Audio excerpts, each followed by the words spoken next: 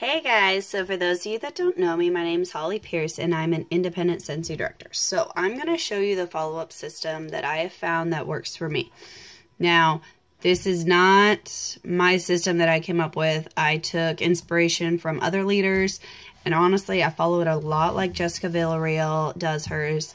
But I've made some minor tweaks that works good for me just because I have 3 little kids. So calling people on the phone is hard because I swear every time I pick up a phone, one of the kids starts screaming. So this is what works for me and my customers. So I got a standard, well not standard, but a mini binder, Target. I want to say it was like $4 or $5. And then I printed off this quote that I found on Google just because to remind me that, you know, someone once told me that there's pennies in the sale, but the fortune is in the follow-up. If you think about it, that's true because at an event, you can make one sale and yeah, you might make the money there. But when you follow up with customers, you establish that relationship and then they're going to be a customer for life if you take good care of them. And that's where you're going to make your money from your customers is when you follow up and they're going to keep reordering. So I have these little folders in here. Like I've started doing my system on November 1st. So I've been doing this for about 10 months now. These folders that I got here, I got Target in their office section. But one thing you can do too is take an order form with you to the store because that way you can make sure the order form fits in whatever folder you get before you do it. So this is the 113 method. So I follow up with customers 1 week after they order, or actually after I deliver their order to find out how they're liking it.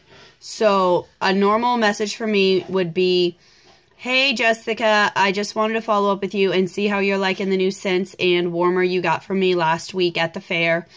Hope you have an amazing day. And I leave it at that. I do not even ask for the sale. All I am doing the first time is to find out. Like I had a customer a couple weeks ago, he wanted a really dim warmer for the bedroom. So I called him and I'm like, hey, I just want to follow up to see how you're liking your warmer. Is it letting off too much light or are you okay? And he's like, the changing light kind of is annoying. I'm like, offered to switch out. He's like, well, if you don't have one that stays the same, then I'll just have it. It's great. Thanks for following up. I think he was shocked that I actually followed up with. So this is mine that is full, and yes, I really need you to do follow-ups. Kids have been being crazy. So inside the cover here, I put to be ordered. So these are all the orders for people that I need to order. So as I do, like everyone gets an order form except if they order online. If they go on my website and order online, I just go and hit the print receipt button, and then I fold that paper in half because why waste an order form? It's cheaper just to use a piece of printer paper. So these are to be ordered. So like I have one of my friends, he really wants the Jack warmer when it comes out, so he's here. And then I have another pre-order for September. So I have all their orders here. And then ordered. So ordered, I just printed off these labels for all of my sections so I could remember. And I think it looks nice with them writing in my chicken scratch. So ordered. So these are people who've all ordered. I've placed the order in my computer, but I'm still waiting for the workstation to print them out. So pending delivery. These are orders that I have received in that they are bagged.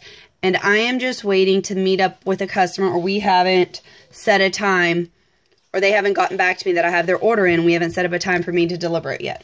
Because I live in such a small area, I like to do deliveries because to me, normally my town is so small that for me to do deliveries, it's like a mile around my town. And normally if they live any distance away from me, as long as it's within 30 minutes, most of the time that means I have to go to the big city and I'll just combine it with a trip to the grocery store to save time and then I write off that mileage. So back here, if you notice there's stuff behind here, these are people that like drawing slips, the people that I need to follow up with, that it's been more than a week. They haven't necessarily ordered, but it's more as a reminder for me that I need to call and follow up with these people because then these don't get lost in my desk. 1 week. So there's these nifty little labels here that I got from Jessica. And I can upload the file so you can find them. So it says their order date, the date I delivered it, and then I do 1 week, 1 month, 3 months, and if I send them a thank you or not. Normally I try to handwrite everyone a thank you, and I might stick a sample in there. So 1 week. 1 week, personally, I don't call it 1 week, because I was calling it 1 week, and it seemed like the phone conversation really didn't go anywhere. So normally a 1 week is a Facebook message or a text message to find out how they're liking what they got. And I try to mention something that they ordered so that it makes it seem that it's not like a generic. And I also make sure I put their name in it. So I might make it a thing and send the same one to everyone, but then I just change the name and send it because you want them to think it's about them. Then I have 1 month. So this is 1 month after I've delivered their order. I call them, and like this month I've been going, hey Tiffany, it's Holly. I just want to follow up and see how you're doing on your wax. I want to let you know that if you wanted to stock up on anything, nearly everything is 10% off this month, including a 6-pack of wax. So it's a great way to stock up on your favorite scents. You know, and sometimes they might say, oh, awesome, I need this, and they'll give me a list. So then I will take their order form out. I'll put it in a different folder, and I'll start a new folder form, and I'll start the system over. But say someone goes, oh, no, I just spent a whole bunch of money last month. I'm going to wait till the fall scents come out next month. Okay, not a problem.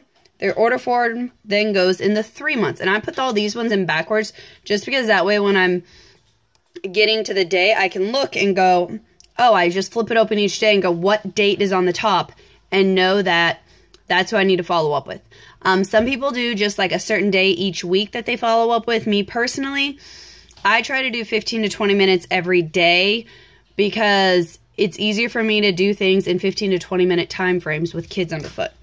So 1 month, they didn't want to order. They didn't only go to 3 months. So 3 months from the time I delivered their order, I'll do it again. Call them, see how they're doing on their wax, and see if they want to stock, see if they need to restock. You know, sometimes I try to mix up the sayings so that way I'm not sending them the same message every 3 months. Say at 3 months, they say no thank you. 1 month re-follow-up.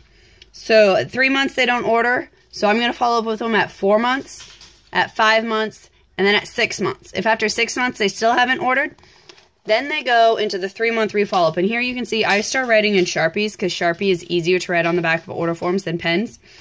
So I'll go, I did 3 months. So then 3 months, this gal bought from me last November. I have followed up, the last time I followed up with her was June 6th. So on September 6th, so 3 months, 6 months, so now it's 9 months since she's ordered. I'm going to call her again, see how she's doing, and see if she needs anything. And then basically they'll stay in this 3 month re-follow-up until they tell me to, until they reorder or until they tell me to stop calling them. Because unless they tell me to stop calling them, I'm going to keep following up with them because you never know who's going to need stuff down the line. Now this is reorder needs to file. So anyone, if they reorder, they go in this file of the reorder needs to file and have a different binder that I file them in. I'll show you guys that one after I finish this one. Reorder need to be filed, join. So anyone who like goes through the system and then they end up joining, I stick them in this join folder. So yeah, you can see these plastic keys. And mine actually don't fit perfectly. Like my order forms actually fit to where some of them are rubbing on the metal. You just have to make sure they work. Then I have extra order forms. So if I'm out on the go, then I can grab extra order forms. And I didn't realize I had so many in here. And then sometimes too, I will stick thank you cards in here if I want to send out thank yous. So that's how I do. So this nice thing about this is it's small enough. It's easy to throw in a bag. Like when I go to kids gymnastics, I take this and I'll sit and I can do all my follow-ups when I'm at gymnastics with my kids. Now, the people that say reordered need to be filed, they get filed in the big binder. So this binder, all it is sheet protectors. And I file everyone alphabetically by their first name. Because to be honest, 90% of the time I might not remember someone's last name, but I remember their first name.